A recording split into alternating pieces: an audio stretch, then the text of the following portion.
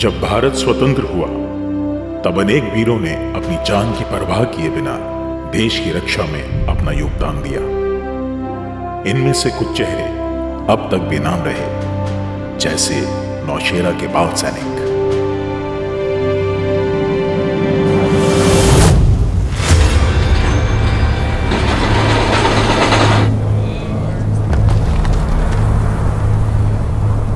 (1947) भारत का विभाजन। पाकिस्तान जम्मू और कश्मीर को हड़पने का षड्यंत्र रचता है। हथियारबंद घुसपैठिए सरहद को पार करने लगते हैं।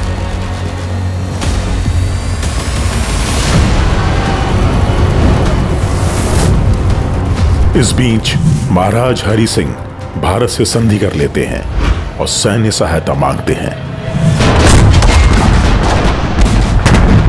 खतरे को भांपते हुए जंगल के निवासी इलाके की सबसे बड़ी इमारत किला द्राल के चारों तरफ मोर्चाबंदी करनी शुरू कर देते हैं। लड़ाई छिड़ जाती है। भारतीय फौज सरहद की ओर धावा बोलती है।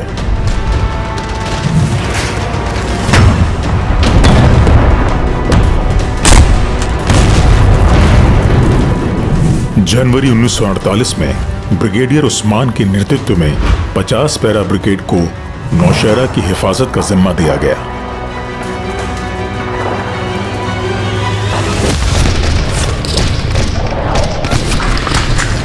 ब्रिगेडियर उस्मान ने पाकिस्तानी घुसपैठियों को खदेड़ने के लिए ऑपरेशन किपर की शुरुआत की,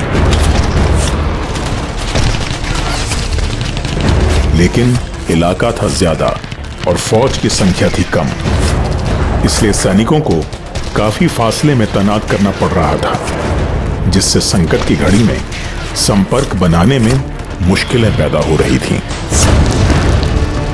अतिरिक्त सैन्य बल समय की पुकार थी। एक शाम नौशेरा में सुरक्षा प्रबंधन का जायजा लेते हुए उनकी नजर कुछ किशोरों पर जाती है, जिनको देख वो एक अनोखी योजना बनाते हैं।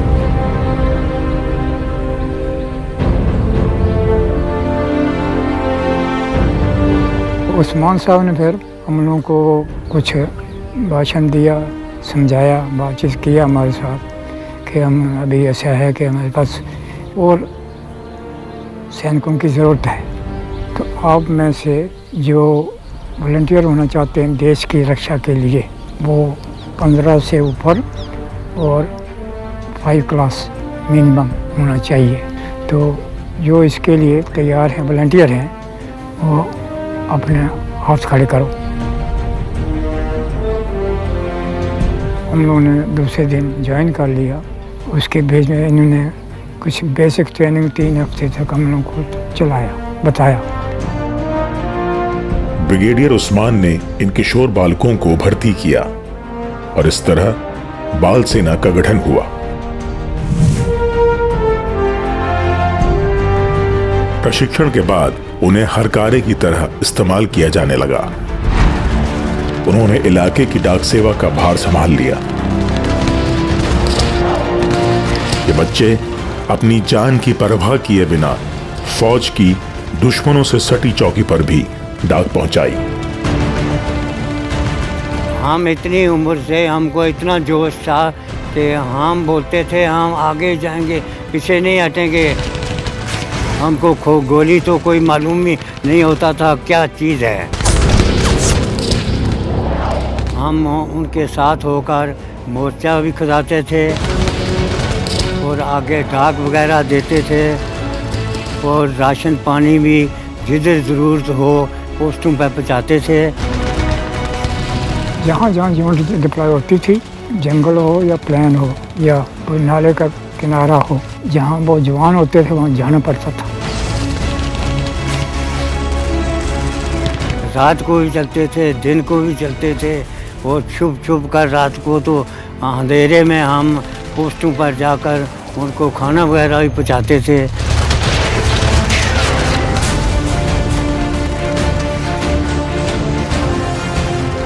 हमें ये था कि हमारा देश है, हमारा ये इलाका है, इसको हमने सेव करना है, हमने रहना है इसमें, तो ये उनको छीनने नहीं देना है।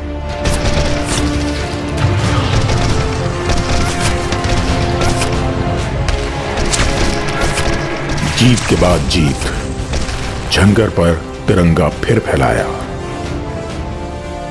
जब इन्होंने कैप्चर किया झंगर, फुल जोश में थे उस्मान साहब।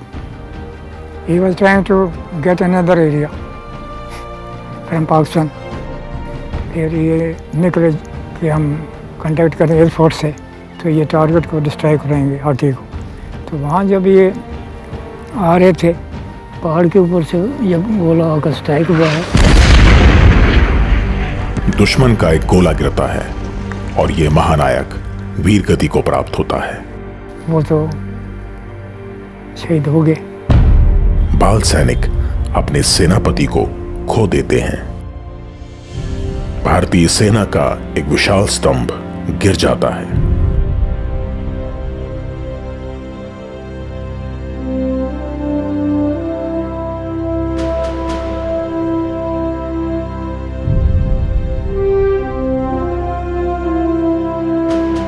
हमारे मन में तो अफसोस आया भाई, हाँ हमारे मदद कर रहे थे, हमारे साथ चल रहे थे, तो हमको बहुत ही दिल में महसूस हुआ।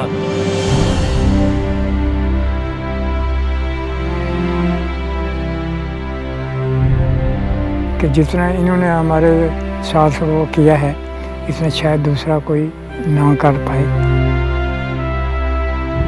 जब बात हो देश की सरहद की, तो हिंदुस्तान के बच्चे भी देश के दुश्मनों को मुंह तोड़ जवाब देने का जज्बा रखते हैं। 1947 में कश्मीर को हड़पने की पाकिस्तान की कोशिश को नाकाम करने में इन बहादुर बाल सैनिकों की योगदान की गाथा हमारे दुश्मनों को ये कभी भूलने नहीं देगी। ये बाल सैनिक भारतीय सेना और जनता की साझेदारी का प्रतीक हैं। देश की उस नाजुक घड़ी में इनके वीरतापूर्ण कारनामे हमेशा प्रेरणा का स्रोत बने रहेंगे। अब अपने जीवन की सांझ में ये बाल सैनिक नौशहरा के शेर को श्रद्धांजलि दे रहे हैं और साथ ले जा रहे हैं उन दिनों की यादें जब खुशी खुशी इन्होंने देश की रक्षा के लिए अपनी जान दांव पर लगा दी थी। पूरा राष्ट्र इनके विशिष्ट साहस और पराक्रम का हमेशा ऋणी रहेगा।